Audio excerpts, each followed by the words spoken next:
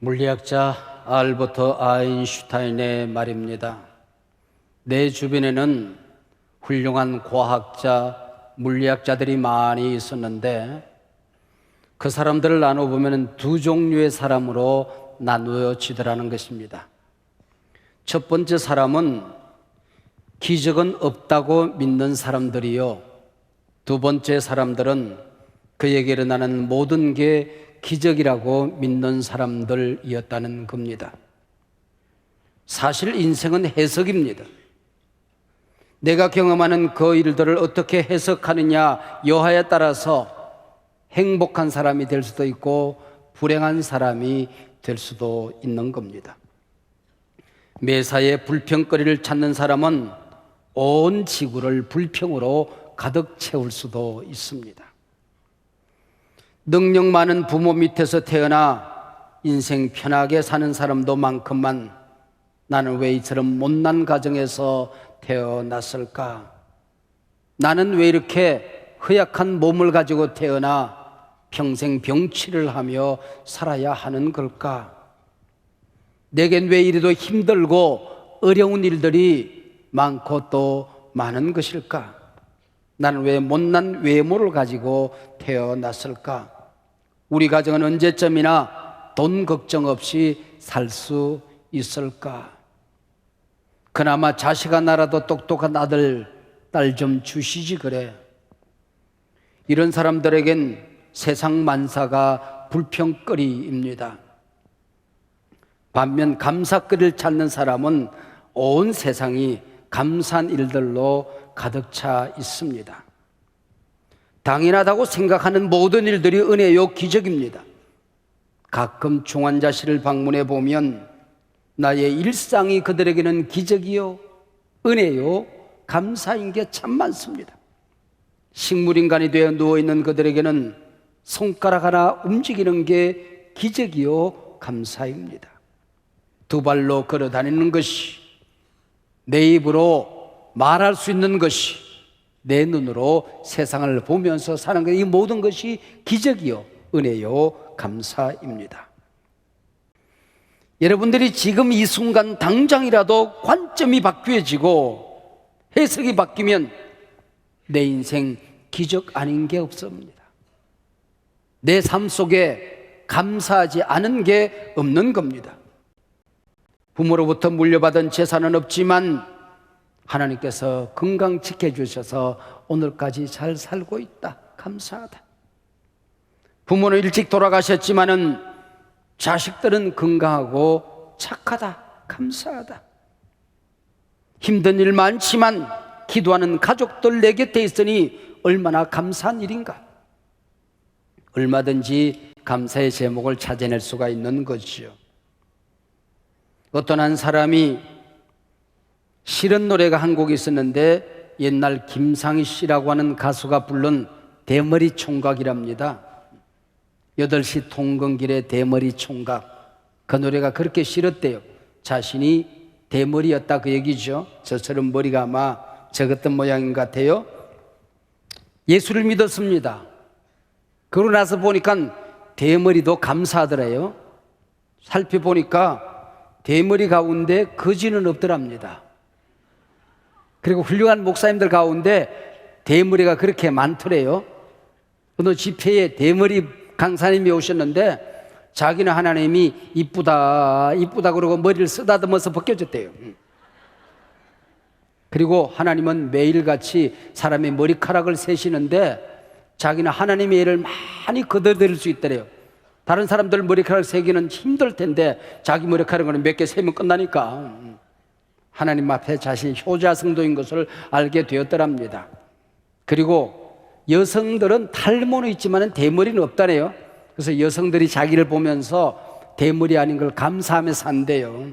그러니 자기는 설교하지 않아도 은혜 끼치며 사는 존재가 되었으니 이거 감사한 것 아니냐, 그런 얘기입니다. 제가 대전에서 공군 장교 시절을 보내는데 주일이 되면은 아이들을 가르쳤어요. 그리고 청년들을 제가 지도했습니다. 청년들과 함께 한 달에 한 번씩 대전의 원명학교라고 하는 장애인 시설을 방문했습니다. 우리가 가는 날이면 아이들이 벌써 다 알아요. 마당에 와 몰려듭니다. 근데 우리 청년들이 그 아이들 먼저 돌보는 것이 아니라 저 구석진 방에 일어나지 못하고 있는 중증 장애인들이 있어요. 그래서 먼저 아이들을 먹을 걸 먹여주고 옷을 갈아입히고 목욕을 시킵니다. 못난 아이들을 먼저 사랑하더라는 것이죠. 우리가 하나님 앞에 살아가게 되면 우리가 못나서 받는 은혜가 참 많은 겁니다. 오늘 설교 제목이 못나서 받은 은혜입니다. 제가 지나온 세월들 돌이켜보면 잘나서 받은 은혜는 별로 없어요. 못나서 받은 은혜, 붙들 게 없어서 하나님 붙들었고, 의지할 곳 없어서 하나님 의지했고, 남들은 당연하다고 생각하는 것 나는 기도해야 얻을 수 있었습니다. 그래서 하나님하고 친하게 살아갈 수 있었어요. 이게 내가 받은, 못나서 받은 은혜가 아니고 또한 무엇이겠습니까? 오늘 성경 본문 창세기 29장 31절을 펼치면은 여호와께서 레아가 사랑받지 못함을 보시고 그랬습니다. 돌보셨다. 보고 계셨다. 아무도 관심을 갖지 않았지만은 못났기 때문에 하나님은 보고 계셨다고 말씀하고 있습니다.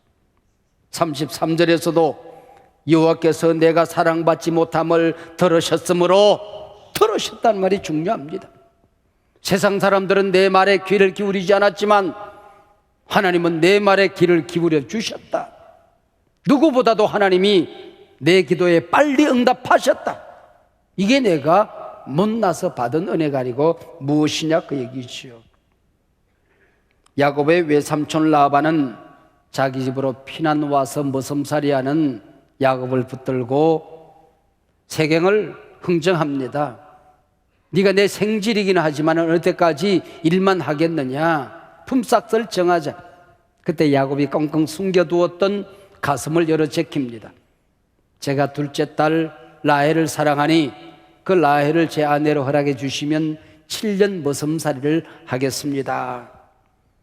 그리하여 7년 세월이 지나 결혼 첫날 밤 보내고 아침에 눈을 떠보니 옆에 누운 여인이 그토록 사랑했던 라헬이 아니라 그 여인을 얻기 위해서 7년 동안 머슴살이하고 땀 흘렸던 그 라헬이 아니라 첫째 딸 레아였다는 거지요. 그리고 항의를 했더니 네가 우리 마을 풍습을 몰라서 하는 소리인데 그 사이에 레아가 시집을 갔어야 되는데 우리 마을에서는 언니보다 먼저 시집가는 법은 없다. 그래서 할 수 없이 레아가 먼저 나한테 시집을 간 거다 그 얘기죠. 그러나 포기할 수 없어서 또 7년 머슴살이하고 라헬을 얻게 됩니다. 레아는 시집갈 만한 얼굴이 못 되었던 것 같습니다. 그래서 아버지가 기가 막힌 작전을 세웁니다. 1+1 끼워 팔기 작전. 그래서 레아를 먼저 시집 보내게 되는 거죠. 레아는 야곱이 사랑했던 여인이 아닙니다. 원했던 여인이 아닙니다. 그래서 본문의 문이 열려지면 사랑받지 못했다, 못나서 그 얘기가 반복적으로 등장하고 있는 거지요. 우리말로는 사랑받지 못했다 그렇게 번역을 했지만은 원문에서는 퍽이나 재미있는 단어를 쓰고 있습니다. 미워하고 싫어한다는 말이 세누아인데 세누아의 수동형을 쓰고 있습니다. 무슨 얘기입니까? 하도 못나서 남편 야곱이 싫어할 만한 충분한 이유가 있었다 그 얘기예요. 그런데 이 마을에는 결혼하고 나면 뭐 한 달에 한 번이든 6개월에 뭐 몇 번이든 그 결혼한 아내의 방에 들어가 잠을 자고 나와야 되는 아마 풍습이 있었던 것 같습니다. 함께 더불어 사는 라헬은 아기를 못 낳는데 이 레아는 어쩌다가 의무방어전 한번 치르고 나면 아기를 쑥쑥 낳는 거예요. 그래서 이것을 창세기 저자는 참 재미있게 표현합니다. 그렇게 해서 사랑받지 못했던 레아가 아이를 잘 낳는 이게 하나님의 간섭 때문이었다는 겁니다. 하나님이 그를 사랑했기 때문이라는 겁니다. 하나님이 돌보셨기 때문에 이런 은혜를 레아가 입게 되었다 그런 얘기지요. 못난 모습을 보시고 못난 모습을 들으시고 하나님께서는 은혜를 주셨다, 자녀를 주셨다 그 얘기입니다. 복에 거는 아브라함의 가문은 믿음의 조상이 되어서 12지파를 형성해야 되는 게 하나님의 구속사적인 계획이었습니다. 이 구속사를 이루어가는 과정 속에서 내 여인이 쓰임을 받게 되는데 주로 아이를 낳는 여인은 못난 레아였다고 하는 것이요. 사람의 눈에 못나 보이는 레아였지만은 하나님 눈에는 그가 사랑스럽게 보였고 하나님 앞에 겸손했고 기도했고 하나님 앞에 날마다 엎드렸고 하나님 그를 사랑했다. 이게 창세기 저자의 해석입니다. 첫 아들을 낳고 레아는 그 아들의 이름을 루벤이라고 부릅니다. 루, 보라라는 겁니다. 벤, 아들이라는 것이죠. 보라, 아들이다, 그 얘기입니다. 레아는 그의 이름을 루벤을 이렇게 해석합니다. 레아가 임신하여 아들을 낳고 그 이름을 루벤이라 하여 이르되 여호와께서 나의 괴로움을 돌보셨으니 이제는 내 남편이 나를 사랑하리로다 하였더라. 보라, 아들이라. 하나님이 내 못난 모습을 보고 계셨다. 하나님이 나를 보았듯이 내가 사랑받고 낳은 아들 좀 보라, 그 얘기입니다. 얼마나 당당한 선언입니까? 세상 사람들아, 보라, 내가 남편 사랑받지 못했지만 하나님의 사랑을 받는 내 모습, 나는 은혜의 여인이다. 보라, 아들이다 외치고 있습니다. 둘째 아들을 낳고 이름을 시몬이라 부릅니다. 시몬이란 뜻은 들으심, 그런 뜻입니다. 레아는 이 아들의 의미를 이렇게 해석합니다. 그가 다시 임신하여 아들을 낳고 이르되 여호와께서 내가 사랑받지 못함을 들으셨으므로 내게 이 아들도 주셨도다 하고 그의 이름을 시몬이라 하였으며, 하나님은 못난 나의 기도를 들으셨다는 겁니다. 남편은 내 말에 귀를 기울이지 않았지만, 세상 사람들은 내 말을 무시했지만 하나님은 내 말을 들으셨도다. 이게 은혜가 아니고 무엇이냐? 시몬, 들으셨다고 합니다. 그리고 셋째 아들을 낳습니다. 그 아들의 이름은 레위입니다. 역시 그의 어머니는 이렇게 레위를 해석합니다. 그가 또 임신하여 아들을 낳고 이르되 내가 그에게 새 아들을 낳았으니 내 남편이 지금부터 나와 연합하리로다 하고 그의 이름을 레위라 하였으며, 레아는 그 마음이 하나님께 착 달라붙어 있었어요. 남편과는 떨어져 살았지만은 그 마음이 하나님과 연합하여 착 달라붙어 있어서 낳은 아들이 레위입니다. 여러분, 레위가 누굽니까? 제사장 가문이에요. 그 가문에서 모세가 태어납니다. 민족 지도자, 대제사장 아론이 태어나는 것입니다. 오고 오는 세대 속에서 사람들이 하나님과 멀어져 있고 세상으로부터 사랑받지 못하고 세상에서 소외감을 느끼고 열등감을 느끼고 죄를 짓고 하나님과 소원하여 살겠지만은 이 아들을 통하여, 제사장들을 통하여 하나님 앞에 나아가게 될 것이다.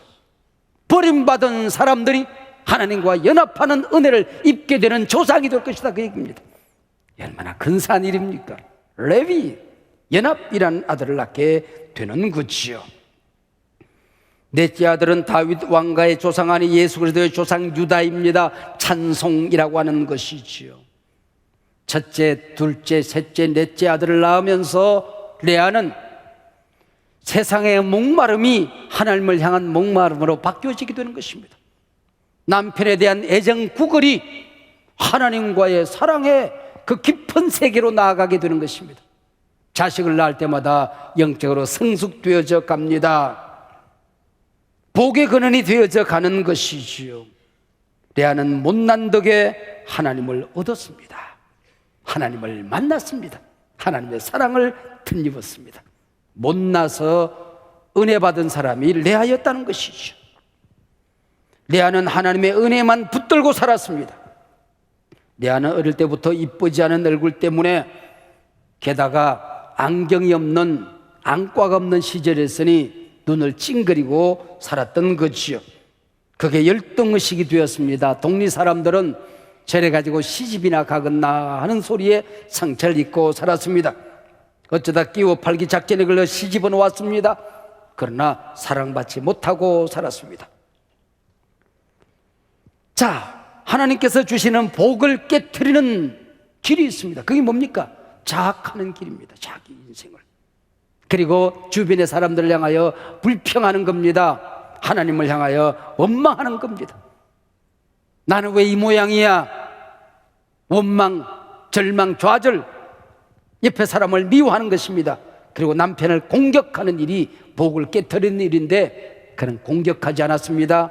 자학하지 않았습니다. 원망하지 않았습니다. 불평하지 않았습니다. 누구도 미워하지 않았습니다. 하나님께 엎드려 기도함으로 은혜를 입은 여인입니다. 그래서 이스라엘 구속사에서, 이스라엘 역사 속에서 그들은 고난이 있어도, 때로는 이해가 안 되는 일이 있어도, 미움받는 일이 있어도, 상처되는 일이 있어도, 힘들고 어려운 일이 있어도 레아처럼 엎드려 기도하면 못난 것이 바뀌어져서 하나님의 은혜가 되더라. 이것이 이스라엘 역사가 경험하는 일입니다. 그 레아를 통하여 다윗 왕이 태어나는 겁니다. 모세가 태어나는 겁니다. 제사장 지파가 만들어지는 것입니다. 여러분, 가장 자랑스러운 대명문가가 레아의 몸을 통하여 만들어지게 되었다는 것입니다. 이게 바로 못나서 받은 은혜입니다.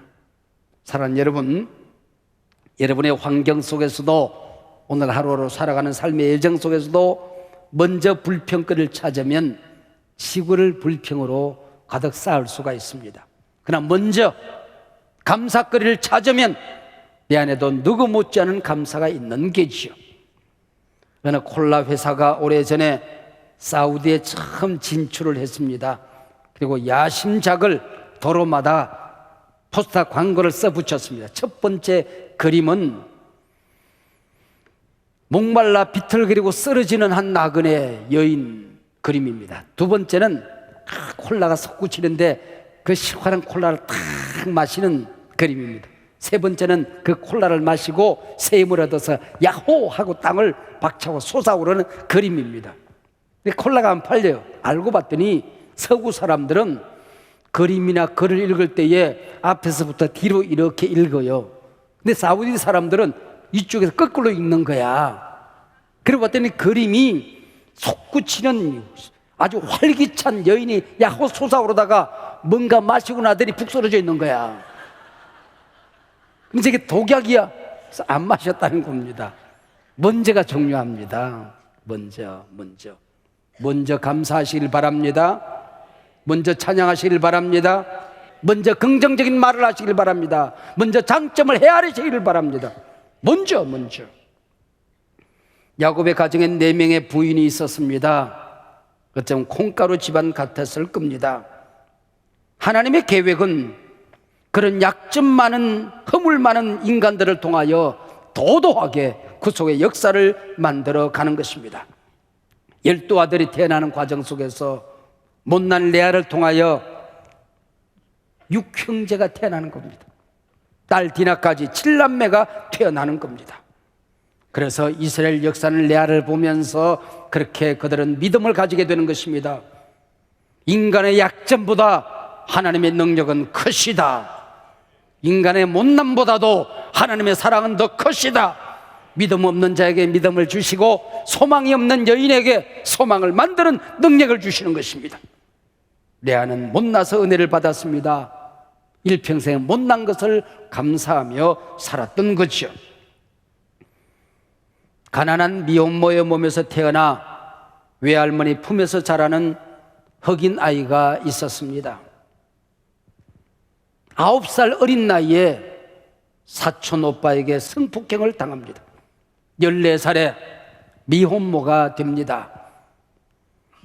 못난 미혼모의 딸로 태어나 14살 어린 나이에 자신도 아기를 낳는 미혼모가 됩니다. 자신 낳은 그 아이가 2주 만에 죽습니다. 그 충격, 자신 인생에 대한 한탄을 이겨내지 못하고 가출을 합니다. 마약 중독자가 되어서 살아갑니다. 몸도 마음도 다 망가졌습니다. 몇 개월 지나지 않아서 몸무게가 107kg로 불어났습니다. 어느 날 거리에 여인이 되어서 살아가는데 친아버지가 나타났습니다. 그 사이에 이 친아버지가 예수를 믿고 완전히 거듭난 리얼 크리스찬, 주님의 제자가 되어서 나타나는 겁니다. 어린 딸을 붙들고 무릎을 꿇고 웁니다. 얼마나 힘들었을까? 이 아버지를 용서할 수 있겠니? 아빠가 철이 없어 이렇게 했고 앞으로 너를 위해서 모든 것을 뭐든지 하고 싶다. 그래서 아빠와 함께 성경을 읽습니다. 성경이 너무 재미있었습니다. 중요한 성경 구절을 아빠와 함께 암송하기 시작했습니다. 중요한 책을 수도 없이 읽고 토의를 합니다. 아빠와 함께 아침 저녁으로 뛰고 운동을 합니다. 몇 개월 만에 40kg가 빠지고 68kg의 아주 늘씬한 청년이 됩니다. 19살에 방송국 아나운서로 취직을 합니다. 말을 너무 재밌게 잘하는 거예요. 6시, 저녁 6시 뉴스 앵커가 됩니다. 근데 말이 너무 감정적이라는 겁니다. 뉴스를 하려고 하면은 얼음공주처럼 냉정해야 되는데 말이 너무 따뜻하다는 겁니다. 감성적이라는 거죠. 맞지 않다, 앵커로는. 그래서 좌천되어져 가는 곳이 아침방송 토크쇼 진행자였습니다. 그때 자기의 갈 길을 발견하게 되는 것입니다. 너무 행복했습니다. 야, 이것을 위해서 내가 아나운서가 되었구나. 이 일을 위해서 내가 태어났구나. 자기 인생의 비전을 발견하게 되는 것입니다. 토크쇼는 그에게 숨을 쉬는 것처럼 편안했습니다. 자신도 행복했고 보는 이들도 편안하고 행복하기만 했습니다. CBS TV 토크쇼만도 5천회를 넘깁니다. 미국 아니 전 세계 토크쇼의 여왕 오프라 윈프리의 이야기입니다. 그의 토크쇼 이 시간을 통해서 모든 미국인들이 치유를 경험합니다. 삶의 회복을 경험하게 되는 것입니다. 그가 입을 열면 치유의 언어가 줄줄 쏟아져 나옵니다. 긍정의 언어가 쏟아져 나옵니다. 감사의 언어가 쏟아져 나옵니다. 그를 보고 심리학자들이 분석하고 또 분석하다가 무엇이 저렇게 미국을 치유하는 힘이 되었던가? 그들은 이렇게 결론을 내립니다. 감사는 행복을 만드는 과학이었다. 감사는 행복을 만드는 과학이었다. 감사는 인간이 가진 언어 가운데 가장 고상하고 가장 신성하고 가장 강력한 감정의 언어였다고 표현하게 되는 것입니다. 그녀는 세계에서 가장 바쁜 방송인 가운데 한 사람입니다. 세계에서 가장 수입이 많은 방송인 가운데 한 사람입니다. 차기 대통령 후보로 거론되기도 합니다. 좀 더 실감이 날 수 있도록 여러분이 좋아하는 돈으로 제가 좀 계산을 할게요. 금년에 그의 자산이 얼마 정도 되느냐? 500대 세계 부자 가운데 한 사람으로 진입을 해 들어갔습니다. 500대 기업이 되면 최소한 그의 자산이 4조 원이 넘는다 하는 얘기입니다. 여러분이 조가 얼마나 큰지 모르니까 멀뚱멀뚱 가만히 있지.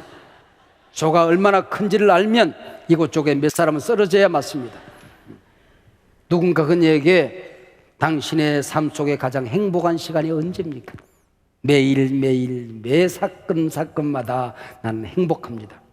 그러나 저녁에 잠자리에 들기 전에 감사 일기를 쓰는 그 시간이 가장 행복합니다 라고 말합니다. 10년이 훌쩍 넘었었습니다. 감사 일기를 쓴 지가. 그의 일기를 뒤져보니까 짤막합니다. 오늘 햇빛에 앉아 친구와 메론을 나눠 먹었다. 햇빛을 주시고 친구를 주신 하나님께 감사하다. 오늘 방송국에서 얄미운 주사라는 동료에게 화를 내지 않고 웃어질 수 있었다. 이건 은혜다. 참 감사하다. 오늘 손에 든 책이 참 재미있다. 이 책을 써준 작가에게 감사하다. 오늘은 사랑하는 가족과 함께 저녁 식사 시간 맛있는 스파게티를 먹었다. 스파게티를 만들어준 셰프에게 감사한다. 그리고 나와 함께 스파게티를 먹어준 가족이 있어서 참 감사하다. 세상 사람들에게 불행의 조건이 하나님의 자녀들에게는 은혜의 도구가 될 수 있는 것이요.